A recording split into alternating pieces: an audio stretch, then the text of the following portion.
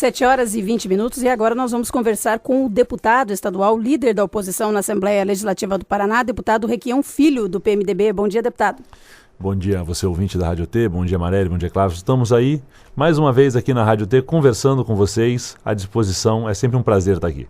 Deputado, mais uma vez o clima começou a ficar tenso na Assembleia Legislativa do Paraná, no Palácio Iguaçu, por conta dessa situação envolvendo os servidores. Em Ponta Grossa, por exemplo, nós já temos os professores da UEPG em greve. Na semana que vem, a APP já anunciou que entra em greve a partir de segunda-feira, envolvendo aquela situação do reajuste dos servidores, porque, segundo eles, no ano passado, o governo teria se comprometido com alguns acordos com a categoria e agora não quer cumprir, um acordo que foi, inclusive, para encerrar aquela greve do ano passado. Como é que a oposição está trabalhando esse assunto na Assembleia? Nós avisamos. Não aceitem um acordo que o governo está propondo, pois eles não irão pagar. Melhor garantir agora do que ficar contando com ovos. E contaram com os ovos antes deles serem colocados e a galinha dos ovos de ouro do Beto Richa não entregou. É normal isso, nós já esperávamos. Se você voltar lá atrás e procurar alguns discursos, verão que nós da oposição já dizíamos: esse acordo é péssimo, o Beto não vai pagar. O governo dizia: não, vamos fazer por lei, não tem como não pagar. E estão aí, revogando a lei e dando calote, mas preste bem atenção, você que nos ouve. Em todos os funcionários públicos, não é só nos professores. Agora, você acha que mesmo com essa greve que se inicia já de forma fundada na próxima segunda-feira, não há como reverter a situação? O governador não vai pagar de qualquer maneira? Eu acho que o governador deixou isso muito claro já, Ele já andou agredindo os funcionários públicos, ofendendo professores em entrevistas em Londrina, Maringá. Ele não vai voltar atrás. A Casa Civil soltou uma nota que está retirando de pauta até dia 2 de novembro. Retirar de pauta não é retirar o projeto. Ou seja, ele será aprovado em novembro de qualquer jeito. É apenas uma maneira de enfraquecer a greve dos professores. Agora, o governo alega que não tem condições de arcar com progressões, promoções e mais o reajuste, porque, segundo o governo, isso comprometeria as finanças do Estado. Recentemente, o secretário da Fazenda, o Mauro Ricardo Costa, esteve na Assembleia fazendo mais uma prestação de contas. Afinal, qual é o posicionamento da oposição sobre as finanças do Estado? Está em dia, não está em dia? Tem dinheiro, não tem? O Mauro Ricardo alega agora que não tem como pagar. Mas alegava no ano passado que a única maneira era pagar assim e que não teriam problemas de pagar. Antes das eleições municipais, ele esteve na Assembleia fazendo a prestação de conta e disse que estava tudo às mil maravilhas, que estavam longe do limite prudencial da lei de responsabilidade fiscal. Passa o primeiro turno da eleição, eles mudam a forma de cálculo e a folha de pagamento passa a ficar perigosamente perto do limite prudencial. O que vai acontecer? Com um novo tipo de cálculo, que era o cálculo que nós exigíamos antes da eleição, eles dão uma forçada e vão dizer que não poderão nem pagar as progressões e promoções, portanto, muito menos a database. É um calote friamente calculado pelo governador Beto Richa. O Estado está em dificuldades, não vamos negar isso, mas não falta dinheiro para outras coisas, falta dinheiro para o salário do servidor. Você acha que foi um calote eleitoreiro também nesse momento? Eu não tenho a menor dúvida disso. Eles sabiam que não iriam pagar, fizeram aquilo para acabar com a greve, esperaram acabar o primeiro turno das eleições, tiveram um resultado pífio em todo o estado, o PSDB fez menos prefeitos que o próprio PMDB, e depois que passou a eleição, vieram com calote. Esqueceram que algumas cidades eles apoiam candidatos ao segundo turno, como aqui em Ponta Grossa, por exemplo, como em Curitiba. Esqueceram desse pequeno detalhe, por isso voltaram atrás agora. Agora, todas essas mobilizações que nós estamos vendo na área de educação estão até um pouco sendo confundidas. Por exemplo, não só em Ponta Grossa, mas em diversas cidades do Paraná, nós temos escolas que estão ocupadas por estudantes que são contrários àquela MP do ensino médio, aquela medida provisória que quer fazer uma reforma, principalmente na grade curricular do ensino. E o senhor está, inclusive, abrindo essa discussão na Assembleia Legislativa do Paraná. O governo já declarou que não vai fazer nenhum tipo de mudança aqui no Paraná sem debater. Será que teremos mesmo esse debate? Olha, quando o Beto Richa diz que vai dialogar é porque ele quer montar um teatro, levar comissionados que aplaudam ele e legitimar mais uma bobagem de seu governo. A sua secretária de Estado da Educação, Ana Seres, no dia seguinte à publicação da MP, fez uma nota no site da secretaria louvando a MP, dizendo que era a melhor coisa do mundo. Agora, você que tem seu filho ocupando escola, você que está preocupado com o final de ano, dê parabéns a esses meninos que ocuparam as escolas. Isso é uma aula de cidadania. Eles estão se colocando contra algo que vai prejudicá-los. Agora, a MP é muito mais do que apenas a mudança do currículo. Ela mexe com a lei de diretrizes básicas da educação. Ela mexe com o tipo de gasto do Fundeb. Ela mexe com o tipo de investimento em escolas públicas. Então, a MP é muito mais do que tirar filosofia, história, arte e educação física do currículo obrigatório. É uma MP bem complexa. Se você entrar no meu Facebook, você verá que nós fizemos um debate amplamente aberto com a Fabiana Campos, que é diretora da Secretaria de Educação, e com a professora Mônica, e nós colocamos bem toda a MP e toda a visão que o Estado tem disso e a visão que as pessoas que entendem de educação têm e são contra. Parece que a unanimidade de professores, mestres e quem mexe com a educação é contra essa medida provisória. Agora, o senhor acha que também tem muita gente, como a Morelli disse, confundindo a infraestrutura dos colégios estaduais, que hoje é precária no estado do Paraná, em muitas regiões, por exemplo, aqui em Ponta Grossa, com essa MP? Aí eu vou dizer para você que é o conjunto da obra. É o aluno insatisfeito porque chove dentro da sala de aula. É o aluno insatisfeito porque o professor não tem giz. É o aluno insatisfeito porque a quadra coberta já não está mais coberta. Então é o conjunto da obra que levou esses meninos a essa indignação. Agora, essa medida, né, que vem do governo federal, nós não podemos esquecer que o governo hoje é do PMDB, com o Michel Temer, que tem feito algumas medidas que têm até assustado a população, né? Essa MP do ensino médio. Tivemos a aprovação em primeiro turno nessa semana da PEC 241, que poderá limitar gastos em saúde e em educação. Em breve tem mais bomba ainda, que é a reforma da Previdência. E quer dizer, o PMDB no centro de tudo isso. Como é que o partido encara isso aqui no Paraná? Com muita tristeza. Esse não é o nosso PMDB. Esse PMDB que quer acabar com o ensino público, que busca a privatização de tudo, que busca a entrega do Brasil para empresas multinacionais. Esse PMDB não é o PMDB do Dr. Ulisses. Esse PMDB não é o PMDB do nosso estatuto. Não é o PMDB do Mudança e Esperança.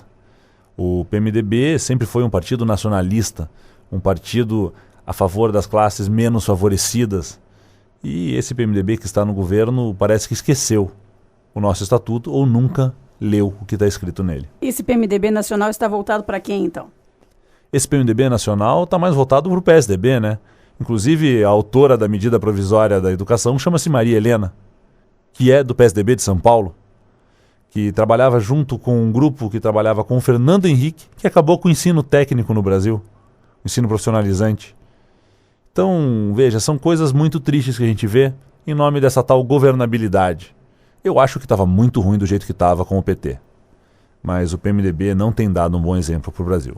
Agora, falando um pouco sobre eleições, deputado, o senhor participou das eleições lá em Curitiba, obteve aí 52.017 votos, 5,60% do total das urnas na capital do estado, e não conseguiu, não obteve êxito de ir para o segundo turno. Como o senhor avalia a sua campanha lá em Curitiba? Uma campanha limpa, uma campanha diferente, uma campanha que não teve nem material de rua. A minha campanha, fora o custo de televisão, foi uma campanha perto de R$30 mil. Se você olhar a campanha dos outros candidatos, você vai se assustar com os gastos. Então, foi uma campanha do jeito que ela deveria ser feita, por todos.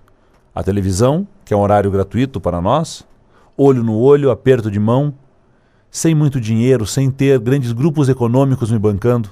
Eu tinha total autonomia para falar o que eu quisesse, da maneira que eu quisesse, apresentar a proposta que eu acreditasse. Já outros candidatos, com muito dinheiro levando as suas campanhas, com um material muito bonito e impresso, não poderiam jamais assumir compromissos com o povo, pois eles têm dono. Mas o senhor acha que tiveram erros nesse trajeto na sua campanha? Porque, claro que a expectativa, quando você entra numa disputa, é sempre a melhor possível, né? O senhor acabou ficando abaixo daquilo que era esperado, não conseguiu aí o segundo turno. Tiveram erros? Como é que o senhor faz essa avaliação? Eu faço essa avaliação que Curitiba, o grande campeão, foi a abstenção, o voto nulo e o voto branco. Há um descrédito com a política muito grande. Há um desespero por parte do eleitor que não se sente mais representado. E, ao mesmo tempo, teve um artigo na Gazeta de um eleitor ferrenho do Gustavo Fruit, o Galindo, que dizia: Gustavo Fruit errou ao tratar o eleitor como adulto. Olha que engraçado isso. Porque o Gustavo também fez uma campanha, apesar de uma campanha cara, sem falsas promessas, sem dizer que ia fazer hospitais novos, que ia fazer isso e aquilo, que ia acontecer, fazendo dentro do possível, que foi o que nós fizemos. Nós queríamos colocar a máquina da prefeitura para funcionar. Vocês aqui em Ponta Grossa têm uma prefeitura que não funciona muito bem, sabe o desespero que é um caos na saúde, uma falta de atenção nas escolas, no transporte público. Daí quem precisa de prefeito fica sem. E a nossa proposta em Curitiba era colocar a máquina para funcionar, fazer o saneamento da máquina. Limpar comissionados, rever contratos antigos, como o contrato do transporte coletivo, o contrato do lixo. O pessoal da especulação imobiliária em Curitiba prejudica muito a habitação popular. E as pessoas acabaram nessa onda de descrédito da política, optando por acreditar naquele que vendia a ilusão mais doce. E o problema é que quando a gente escolhe acreditar nisso, o eleitor escolhe acreditar em uma mentira, depois ele fica revoltado com a política, porque ele fala: eu votei em fulano e ele não cumpriu o que prometeu. Mas você votou sabendo que ele não ia cumprir. Eu acho que nós estamos num momento que a política está amadurecendo. Essa eleição já foi um pouco diferente. Vamos ver se na próxima eleição o eleitor fica mais crítico e mais apegado à realidade e menos a sonhos. Nessa questão nós tivemos a reforma eleitoral e essa é a primeira experiência aí com menos tempo de campanha nas ruas e na televisão, 35 dias. Isso mudou alguma coisa para os candidatos? Isso mudou muito, muito. Favorece quem? Favorece quem tem dinheiro para fazer material, botar gente na rua e pagar campanha de vereador. Porque uma campanha de 30 dias em Curitiba com 1 milhão e tantos mil votantes, em 30 dias você não conseguia chegar nas pessoas. Na última semana tinha gente em Curitiba, nos últimos dias, que não sabiam quem eram todos os candidatos. Muito complicado. Foi uma reforma para garantir a quem tem dinheiro, uma reforma para garantir a quem está no poder e tem o apoio da mídia, essa facilidade de chegar nas pessoas e calar os demais. Essa reforma eleitoral foi para manter quem está no poder, no poder. E agora no segundo turno, em Curitiba, com Rafael Greca de um lado, Neily Prevot de outro, o senhor decidiu ficar neutro, foi isso?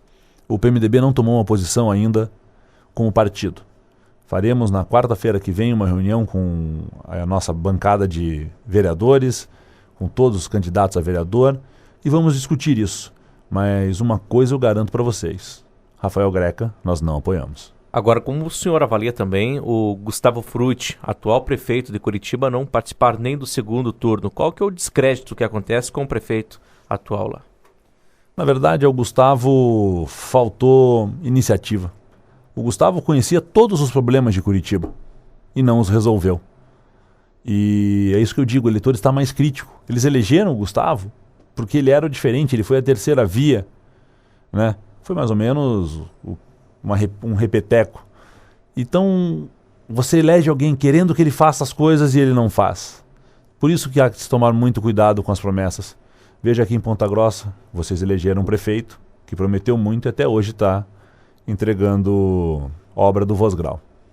Nós sabemos que as eleições municipais, infelizmente, eu digo isso não aconteceu só em Ponta Grossa, giraram em torno de discussões sobre as eleições para 2018, né? Governo do Estado, outros negociando a questão para deputado federal. Infelizmente, as coisas funcionam assim. A gente sempre falava aqui, né, Clarissa, que as eleições em Ponta Grossa foram decididas no Palácio Iguaçu, com o governador Beto Richa, e girou isso aconteceu em várias cidades. Nesse sentido, eu gostaria de saber como estão as articulações do PMDB para 2018, para a disputa do governo do Estado.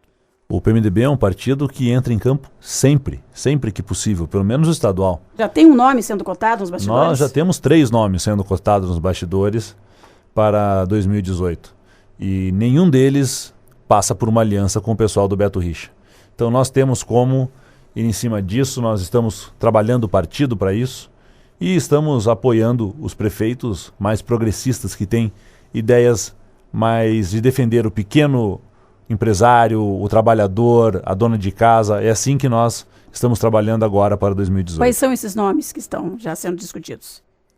Veja, nós temos o próprio Requião, nosso candidato a governador, nosso senador, é o nome mais forte do partido, a maior liderança, foi 3 vezes governador, 2 vezes senador. Nós temos alguns deputados federais que se colocam à disposição e acredite se quiser, tem até deputado estadual querendo ser governador. Agora, a eleição em Curitiba também mudou muito o cenário depois que o Rafael Greca falou sobre os mendigos lá. O senhor acha que tem político que morre pela boca, como pode acontecer com o Greca em Curitiba? Olha, eu acho que a boca fala aquilo de que está cheio o coração. Está na Bíblia. Está na Bíblia. Então, sim, eu acho que quando, num momento, num relapso, onde a pessoa se solta, ela relaxa e expõe a sua pessoa. Ele ter passado mal porque estava carregando uma pessoa que estava com um cheiro muito ruim, que estava defecada, que estava doente, é uma coisa. Mas não foi isso que ele disse. Ele falou que ele vomitou com cheiro de pobre. Ele generalizou. Então a boca fala aquilo do que o coração está cheio. E a Assembleia Legislativa vai eleger a sua mesa executiva na próxima segunda-feira com chapa única. Ademar Traiano, mais uma vez, com toda a sua equipe, né, continuaram nessa chapa. Por que não conseguiram articular uma outra chapa lá na Assembleia?